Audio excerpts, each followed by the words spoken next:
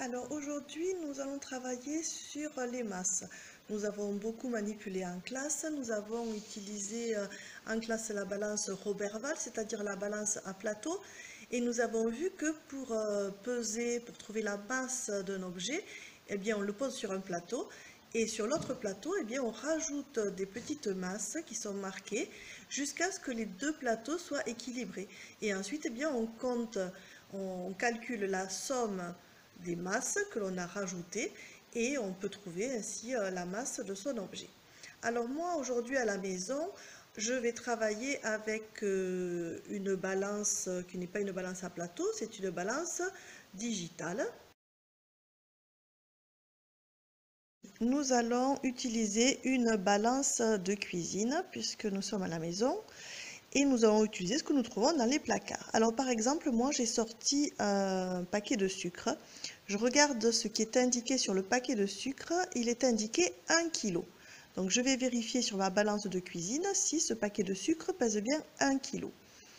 Alors je fais attention tout d'abord à vérifier que je suis bien à 0. C'est ce qu'on appelle la tare. Là c'est écrit en anglais je pense. La tare, c'est être à 0. Et nous faisons des mesures en grammes. Vous voyez le petit G qui est écrit ici. Donc, je mets mon paquet de sucre sur ma balance. Et qu'est-ce que je vois inscrit? Je vois inscrit 1012 grammes. 1012 grammes parce que je sais que 1 kg, c'est 1000 grammes. Donc là, mon paquet de sucre dépasse un petit peu les 1000 grammes, c'est-à-dire il dépasse un petit peu 1 kg. Alors, il peut y avoir plusieurs raisons. Soit il y a un petit peu plus de sucre dans le paquet, mais il faut également tenir compte de l'emballage, qui donc pourrait peut-être peser 12 grammes. Il faudrait que je vide mon paquet de sucre et que je pèse l'emballage tout seul. Mais je ne vais pas le faire. Alors, un autre paquet, j'ai sorti un paquet de farine. C'est de la farine de sarrasin qui permet de faire des crêpes bretonnes, des crêpes salées.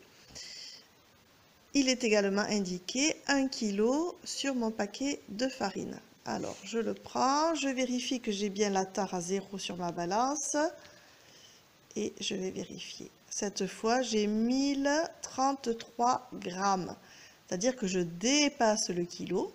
1 kg, c'est 1000 grammes. Donc, il y a 1 kg et 33 grammes. 33 grammes de plus qui peuvent venir de l'emballage ou bien d'un petit peu plus de farine. L'important, c'est qu'il y ait au moins 1 kg de farine dans le paquet. Donc, on retient que 1 kg, c'est 1000 grammes. Je pèse une boîte de carottes. La boîte de carottes, la boîte plus les carottes et l'eau qui est à l'intérieur pèse 483 grammes. On n'arrive pas à 1000, donc c'est moins que 1 kg.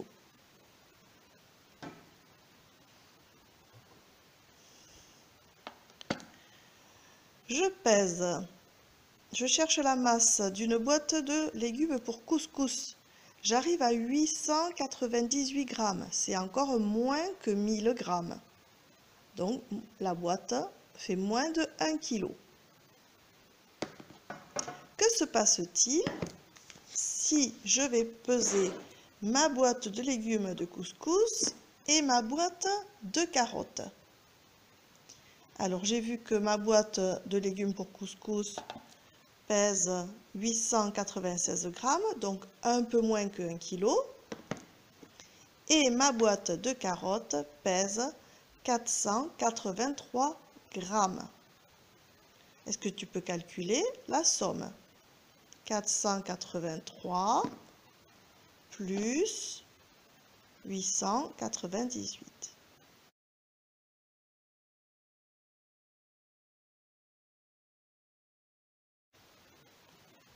Tu as trouvé? Alors, on vérifie. Je mets les deux boîtes sur ma balance. Je suis à 1379 grammes. Donc, j'ai dépassé 1000 grammes. Donc, 1000 grammes, c'est 1 kg.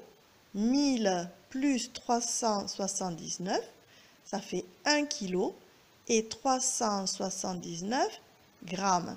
Donc les deux boîtes ensemble pèsent 1379 grammes. On peut dire 1 kg et 379 grammes.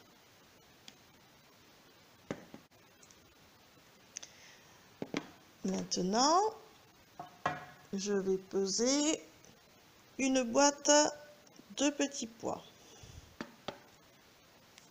Ma boîte de petits pois pèse 931 grammes. Donc moins de 1000 grammes, moins de 1 kg. Quand c'est moins de 1 kg, j'exprime ma masse en grammes. 931 grammes. Si cette fois je rajoute ma boîte de champignons, je me doute que je vais dépasser 1000 grammes. 1384 grammes. Donc 1000 grammes 1 kg et 384 grammes. Donc en tout, ça pèse 1 kg et 384 grammes. Donc pour ma leçon d'aujourd'hui, je retiens que tout ce qui pèse moins de 1000 grammes, je vais l'exprimer en grammes. Et quand ça pèse plus de 1000 grammes, c'est-à-dire plus de 1 kg, je vais l'exprimer en kilos et ce qui reste en grammes. Ici, 1 kg et 385 grammes. Donc maintenant, eh bien, tu vas pouvoir t'entraîner à la maison et faire des expériences. Alors, je te propose de choisir des objets qui ne soient pas trop gros, pas trop volumineux, et tu vas les sous-peser d'abord entre tes mains pour essayer d'estimer d'après toi quelle est la masse de cet objet, et tu vas aller vérifier sur la balance de cuisine avec l'aide d'un adulte. Essayer de deviner donc quelle est la masse et de savoir si tu vas pouvoir l'exprimer en grammes ou en kilogrammes.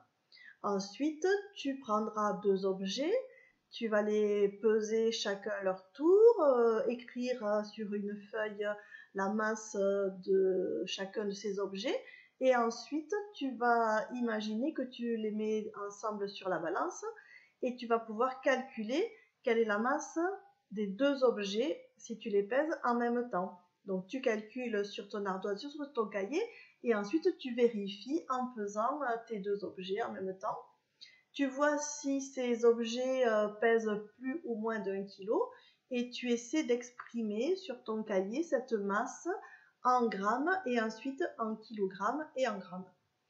Voilà, amuse-toi bien et surtout utilise plein d'objets différents et c'est chouette à deviner. Voilà.